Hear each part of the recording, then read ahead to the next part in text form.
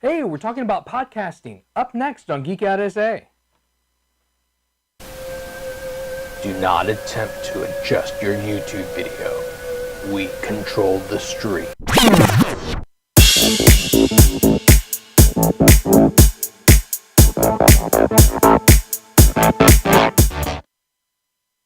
And welcome back to Geek Out SA. It's Friday and we're having fun.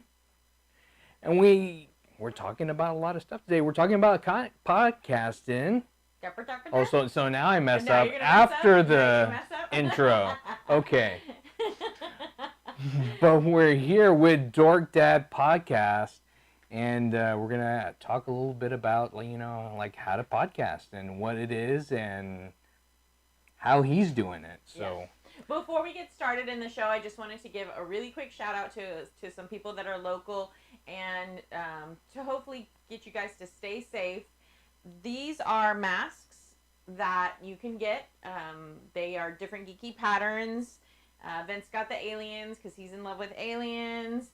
He's also has Superman, and we have a Star Wars Dia de los Muertos sugar skull type. Both styles can put filters in them. They're good to wear when you go out because you should be wearing them because we're one of the highest spots in the nation with COVID cases. So if you don't have a mask yet and you need a mask, please reach out to Vincent and I and we can get you in contact with our aunt and our son and daughter-in-law. Both groups are making these masks. Mm-hmm. Please wear your mask. Please keep people safe. You know that I'm a science teacher and I understand the science. Before I was a science teacher, I actually worked at UT Health Science Center in infectious disease, in the infectious disease department. So I am telling you, with my science background, you need to wear a mask. Even if you don't have symptoms, you can be carrying this virus and you can be giving it to people who can get very sick and who can die from this. Okay? I'm going to get off of my PSA soapbox now. Please wear your mask. And now we're going to talk to Lucky about his podcast. So welcome, Lucky. Thanks for coming. I really appreciate it. Hey, thanks for having me. Really excited to be here when you asked me to come on. So yeah. Very cool. So, Dork Dad Podcast. So, kind of how did you come to wanting to do Dork Dad Podcast?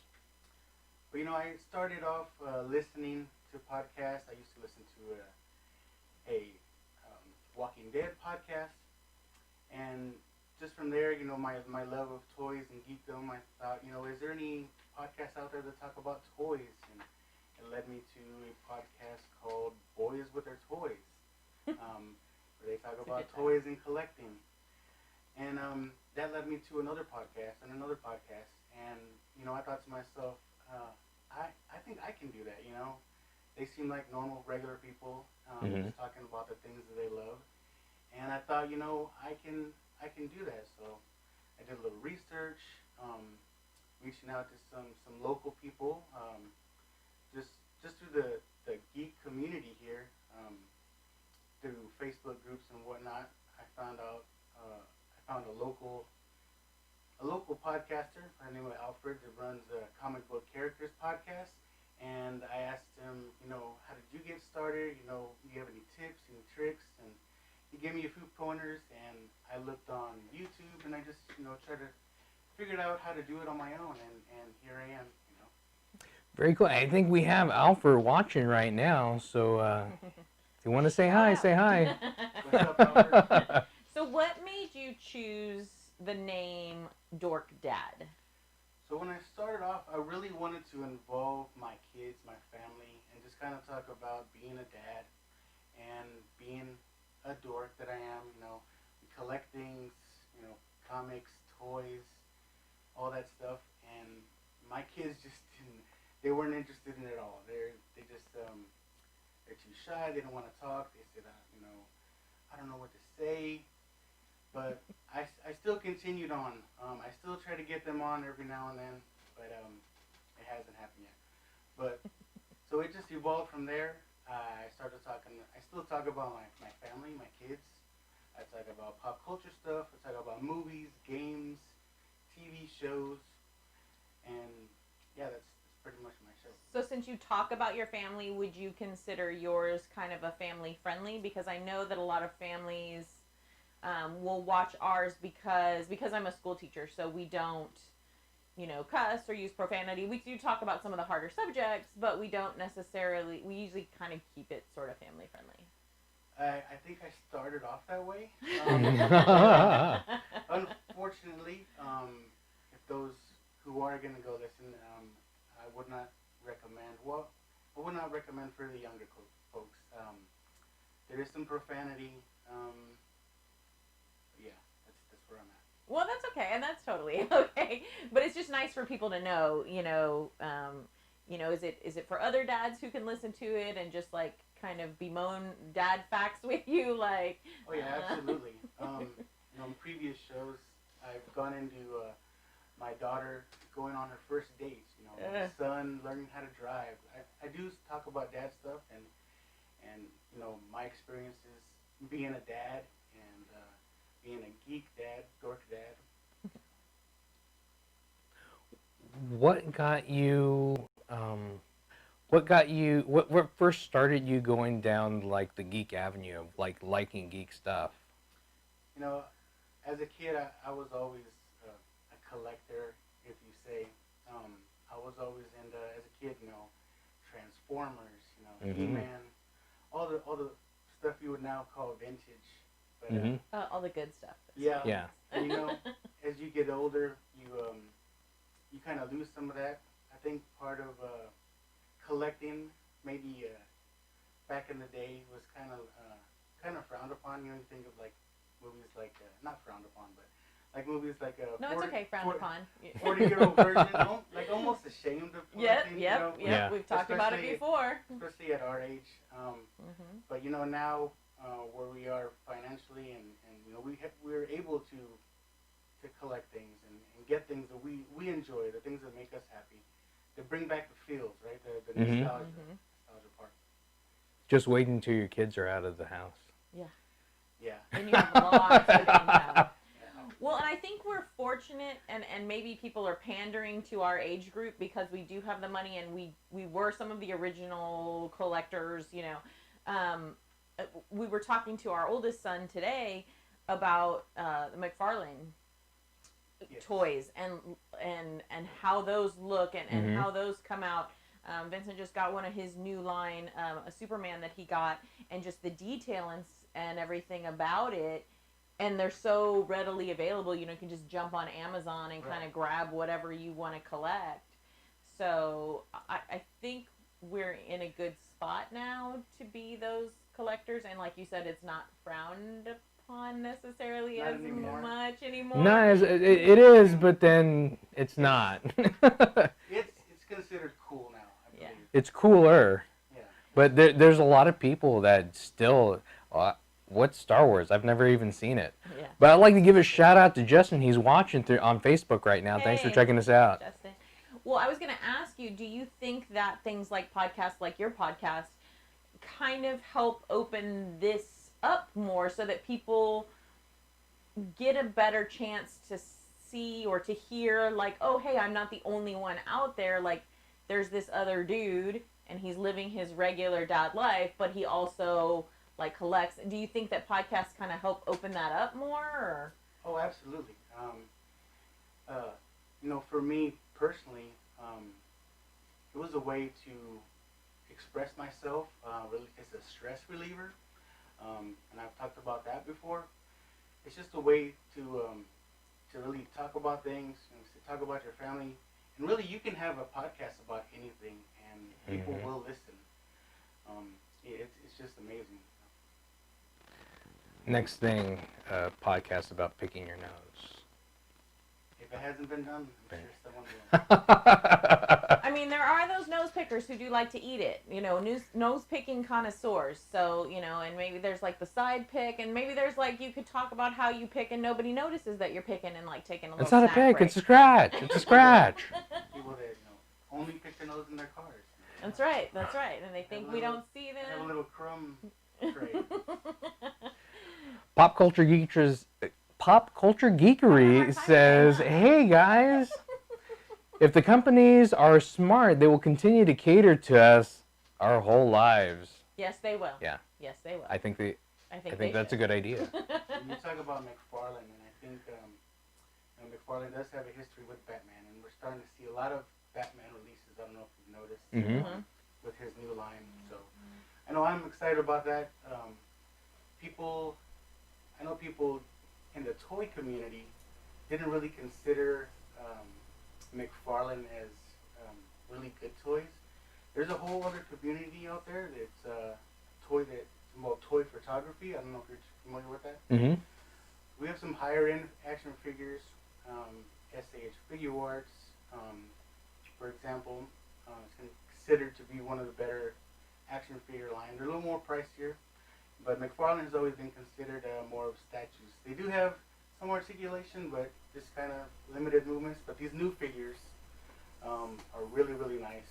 I've gotten all the Batman ones so far. Well, this is the one right here is Superman. The toys. Yeah. I mean, he's been in the toy. I come from basically the same background as you. I started out as many moons ago. I used to do a podcast called the Repack Podcast, and for a little bit we were affiliated with the Fwoosh website. Oh, nice. So we were their official podcast for maybe 3 or 4 episodes before this went. Icon, stuff like that. So and I've collected through the 80s and 90s. So yeah, McFarlane, he started off decent-ish, and then he went to coffee cups, statues, and then I guess now he's doing more mainstream, and a lot of it is not that he's got better. He's just got better licenses, and companies like DC and that will, instead of do their stuff in-house, they'll farm it out for more money. So that's another reason why he's got it, because DC can make more money off it to farm it out to another company. Yeah. Yeah.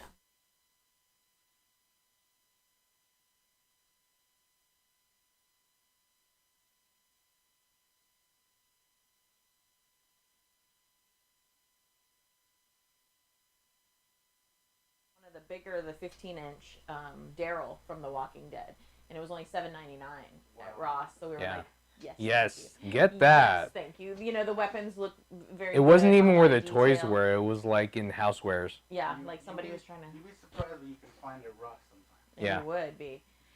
We find stuff, all of us, we're always looking, you know. Stuart found a bunch of great stuff at Five Below before. We found stuff, like that's where I started with my my Thundercats Pops. Yeah, we found that. Most of like them half at of them Five there. Below, and Really? then, and then I had to go to get to Austin Books and Comics to get Lionel and Chitara, but you just never know, right? Right. But I think that's some of the fun that our age group knows about is that hunting, right? Yes, and that's the most fun about it. You know, all the new stuff that's coming out now, you can always pre-order, and that's fine. Like I said, I still like the vintage stuff sometimes, where you get a little thrill out of trying to find it, those pieces that you're missing. You're out of battery. You should have changed them before. Y'all can still hear me. Don't pretend like you can't. Not as well. I'm changing them right now. Well, what's that? That little bit that Jen does from The Blurred Nerd. What's her convention thing that she did?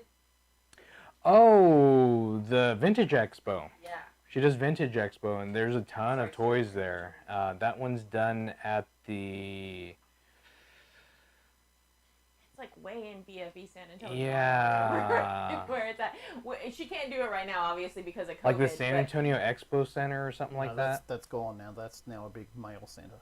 Yeah. Oh. No, well, that's where it used to be. They just had, I believe they just had one of them last weekend, I think they did it.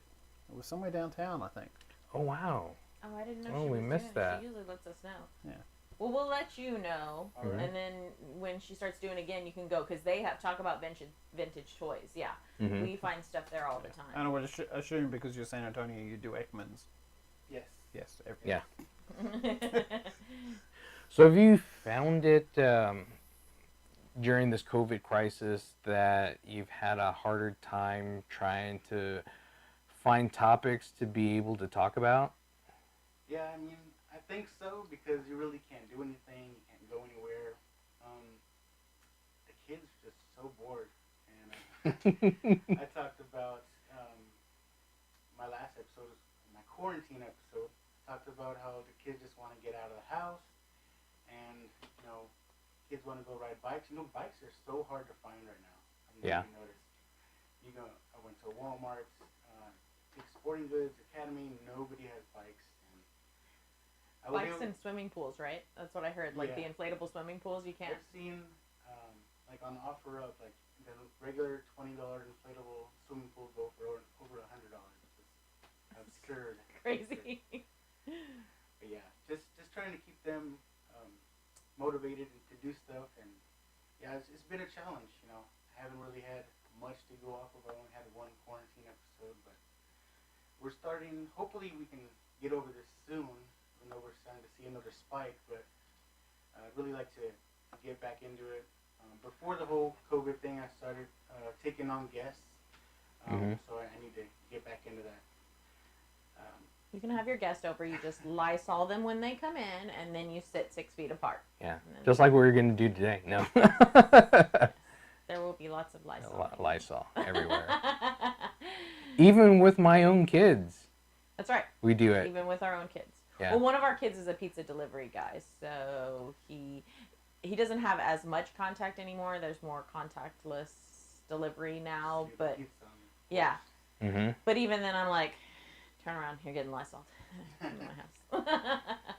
When it first started, he came and gave me a hug. I was like, wait a minute, dude. Actually, Colleen came out and Lysoled my arm. I did. For that, yeah. I did. It was. Well, you're in a high-risk group, so that's why I have to be careful of you. So what are some of the equipment that you use to be able to do a podcast? Well, I started off just with a USB microphone and my laptop, and that's pretty much it. I've moved on to other equipment. I've upgraded microphones. I started playing around with the mixer. If I want to bring in guests locally, I can plug in multiple microphones. And I most recently got a Zoom H6. I think that's what it's called. It's a portable recorder, so that makes it even more convenient. You can grab a couple microphones and take this little recorder with you, and you can pretty much podcast anywhere. Yeah. Oh, cool. And like I said, if you're starting out, $50. You can start a podcast with $50. Go buy a USB microphone. There's free auto editing software out there. I use Audacity. Yeah. That's usually the big one everybody tends to use. I mean, that's free software. You can't beat that, and it's really good. I've gotten real familiar with it. And then you need someone to host your podcast. There are a lot of free services out there. I personally use Podbean as my host, but there are others out there like Anchor FM and SoundCloud. There's multiple hosts out there. Yeah, because that's the big thing. A lot of people don't realize that you've got this podcast. Hey, well, I've got to put it somewhere, but you've got to have the actual files somewhere for those sites to link to. And a lot of people don't realize that. They think, oh, I've got a podcast, I'll upload it to somewhere, and usually somewhere costs money. And that was probably the most challenging part for me, just researching how to do that. YouTube is a wonderful thing, right? Yeah. It has evolved so much, from people posting, random videos to look where we're at now. We have your show on here. We have, I think almost everybody uses it for how-to stuff, right? Oh, heck yeah. Yeah. Like, how do I do this? How do I do that? And, that was one of my biggest tools starting out. How do I move from OBS to XSplit? Like that. Look it up on YouTube. My Craftsman lawnmower. Oh. Because a lot of people don't know this, but do you know what the top search engine is? Number one. Google? It's Google. What's number two? YouTube? It's YouTube. Yeah. Nice. YouTube is the second used search engine on the internet. Really? Yeah. That's interesting. So are you? So you put out your file. It goes where? once you record your show, you edit it the way you want to. Mm-hmm. And I didn't talk about that editing. Sometimes it's a task, but you can take out a lot of the ums and ahs that you do. But you have, like you say, you have to have that. The file has to go somewhere. Like I said, you have to send it to a host, and when you send your file to a host, or when you sign up with them, you'll have a feed, which is literally just a link, right? They use that link to feed your show into like Apple Podcasts, Google Podcasts, all these other Spotify, iHeartRadio, all these other avenues. You can submit that link to that feed, and that way your show can be literally everywhere. Do you have to sign up for each of those individual things before the Soundbeam can like send it? So you have like, you've had to contact Apple and say, hey, I want to put my podcast on here. You've had to contact Google. Like, how does that work? Yeah, you do have to. It takes a little research because it's not really obvious on where to go to submit a podcast. Again, Google, it'll take you to the right page or right link that you need to go to. Like I said, that's the hardest part. You're just getting your link submitted, and some places there's actually a waiting period where I guess there's an approval period. I don't know if they listen to your show or what, but there is some approval time. So don't expect it to be out there right away. But a lot of the host sites that you go to, once you submit it to that host, they usually have a site where there's a direct link.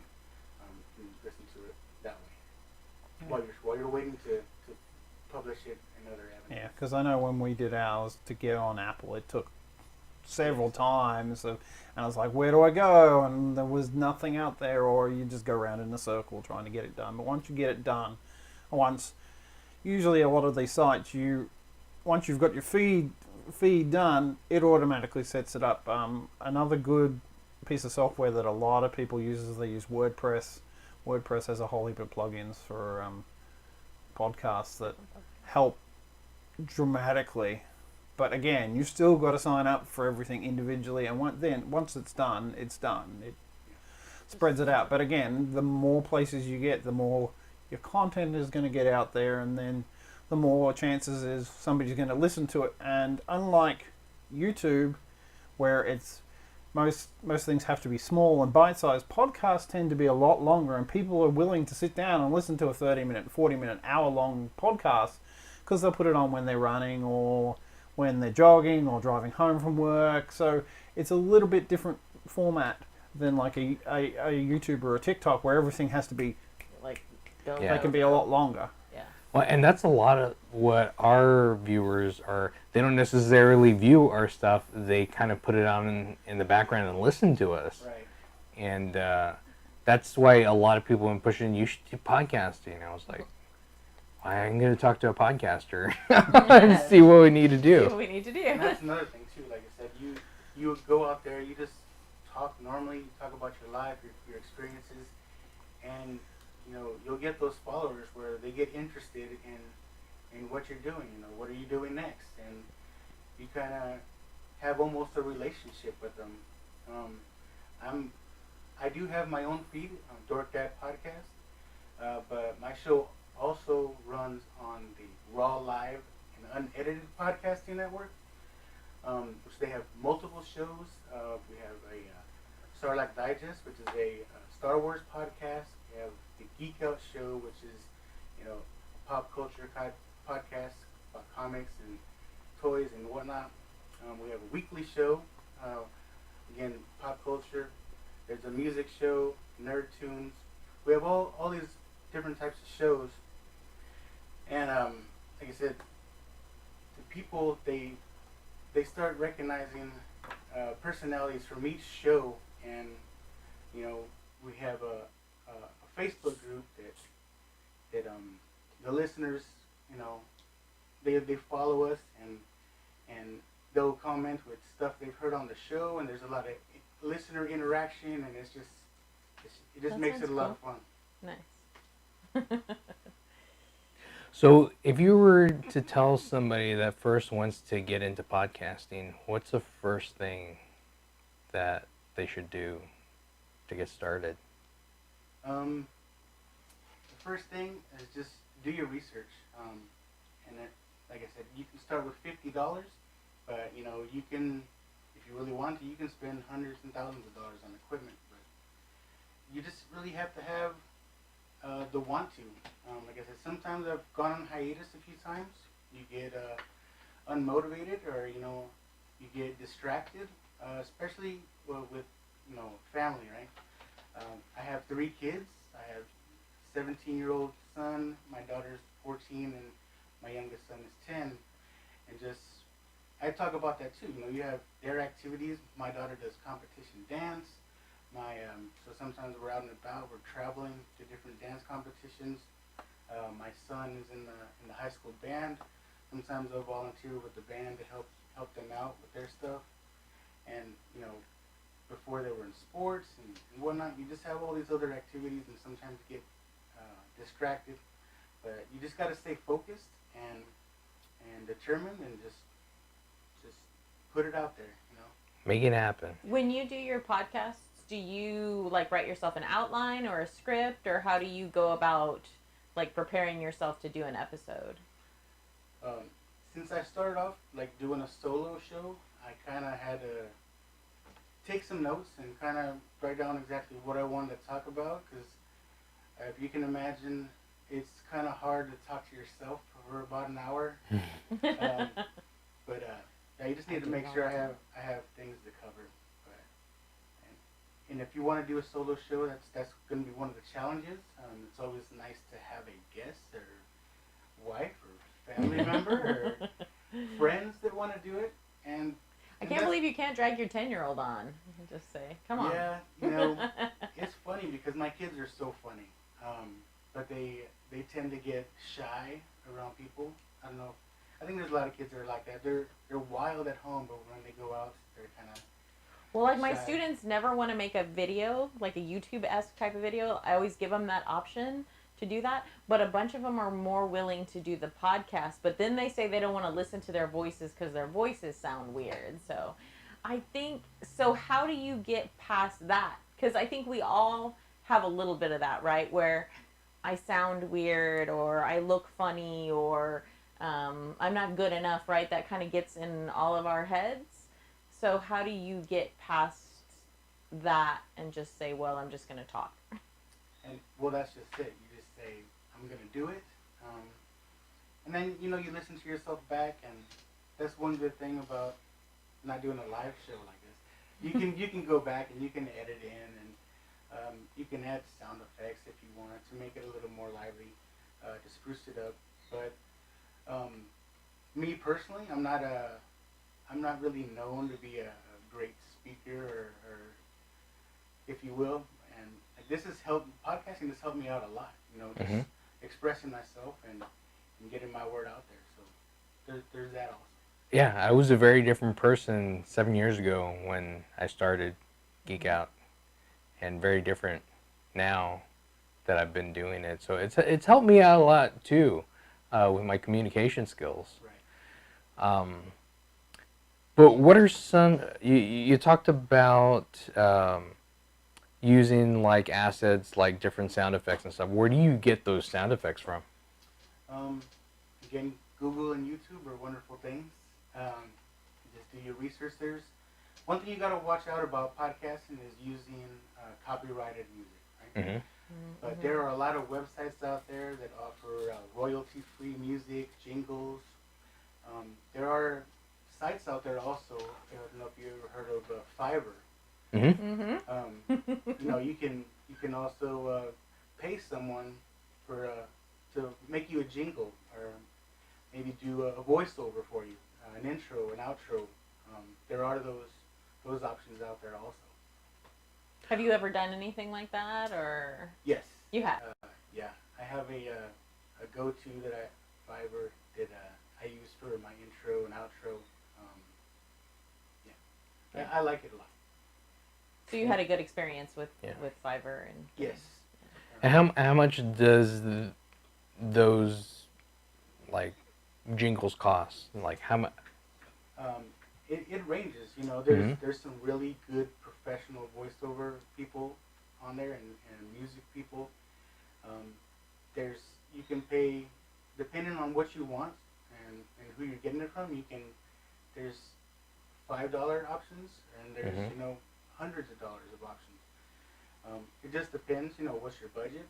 If you like the way the guy sounds or girl sounds, and what can they offer you. Another thing I guess I didn't mention is cover art.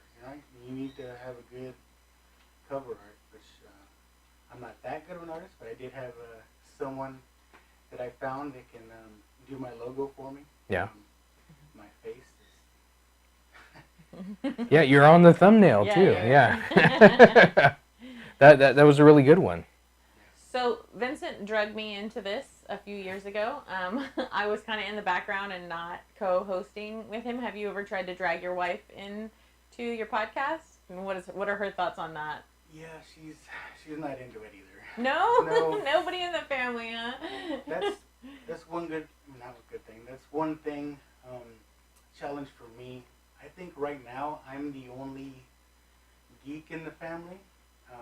I talked about it on another show that I'm going to be doing on the Raw Live Unedited Podcasting Network. We're going to have a show called Unpopular Opinions. And we haven't put it out yet, but one of the topics that I brought up was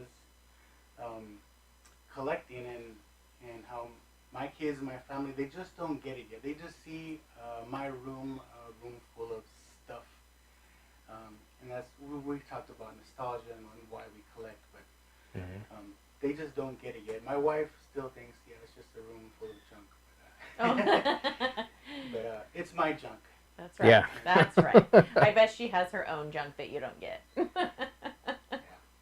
What's your prized geeky possession? Prized geeky possession. I don't know. I have a lot of stuff that I like. My collection is always changing though. Like whatever I'm in the mood for.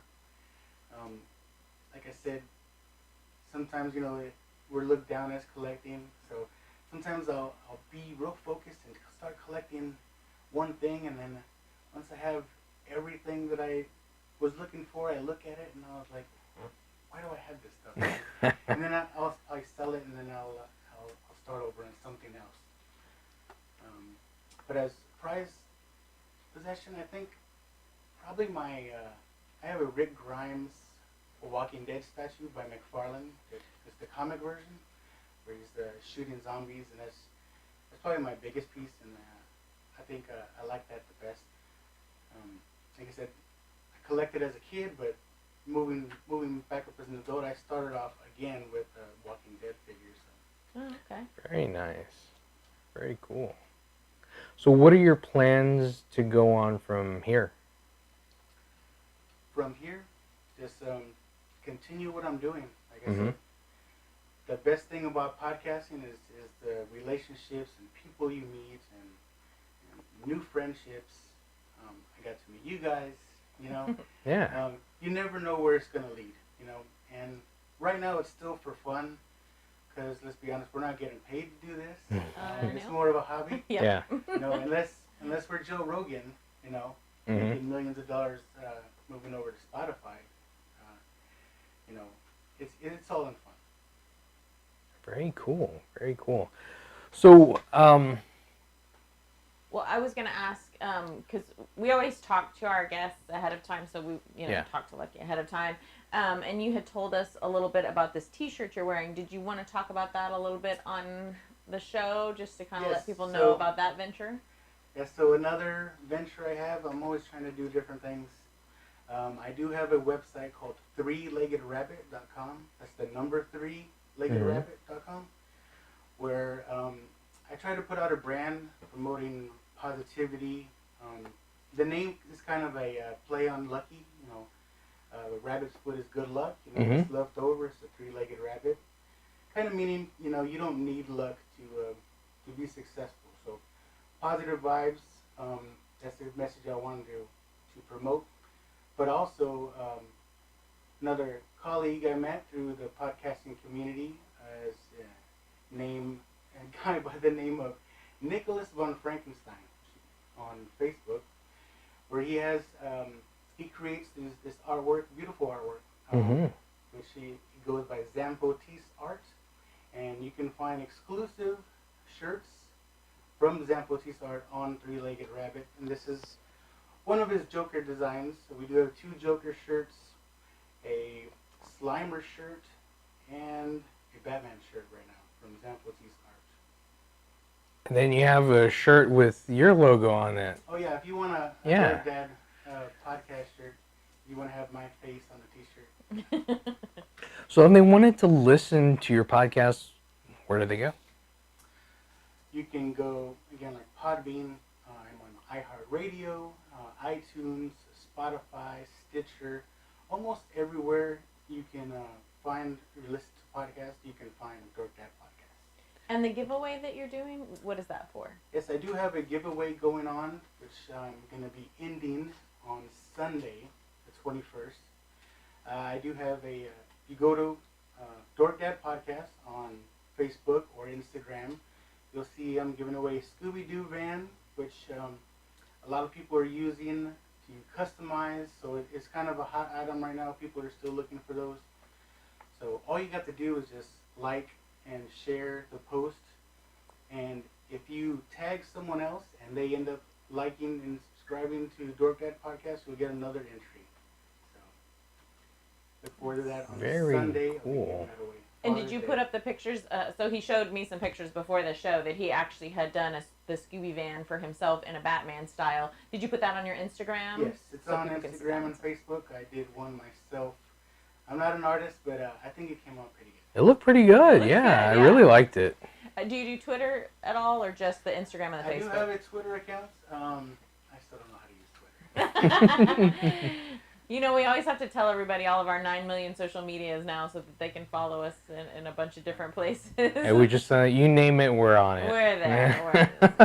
But mainly Facebook, Instagram, and again, you can also follow if you choose the Raw Live and Unedited Podcasting Network. And if I can give a shout out to some local podcasts. Yeah, definitely. We have Alfred and Chris over at the Comic Book Characters Podcast. It's a local podcast here in San Antonio. As well as the Collecting Weekly. We have Zach and his whole crew. They have multiple shows on that as well. And also the Facebook group Invincible Comics and More, ran by Chris Rizzo. You can find comics and everything geeky. Nice. Very cool. Very One thing right before we close out, I want to go, how do you, going back to podcasting, real quick, how do you promote yourself for your podcast? What do you do to promote yourself? You know, that's a trick. I try to find time just to, if I see an article or something interesting in the news, you know, I'll do it that way, just promoting basically on Facebook and Instagram. That's one of the challenges if you don't have a budget, right? You can't you don't have no advertising dollars, but there are avenues if you choose to do that through Facebook and Instagram marketing. You can do it that way. And have you found success through that? You know, there's a saying that says, always do your best no matter who your audience is. So, to me, it doesn't really matter. Of course, everybody likes to be well-known, but if you're doing it for you and you're doing it for fun and it makes you feel good about yourself, do it. Nice. Very cool. Well, thanks for coming on and being with us. The reason I picked you because Father's Day is coming up, and I got my Father's Day gift early here, so I really appreciate it. Thanks, Matt. It's really cool. But happy Father's Day. Be geeky out there. Catch Dork Dad Podcast on anywhere you can find podcasts. All the places. But thanks for checking us out. If you haven't subscribed, please click on that subscribe button and hit the notification bell so you can know the next time we come on. But thanks for checking us out. I'm Vince. I'm Colleen, and that's Lucky. And thanks to Stuart over there. Geek out, I say. Bye.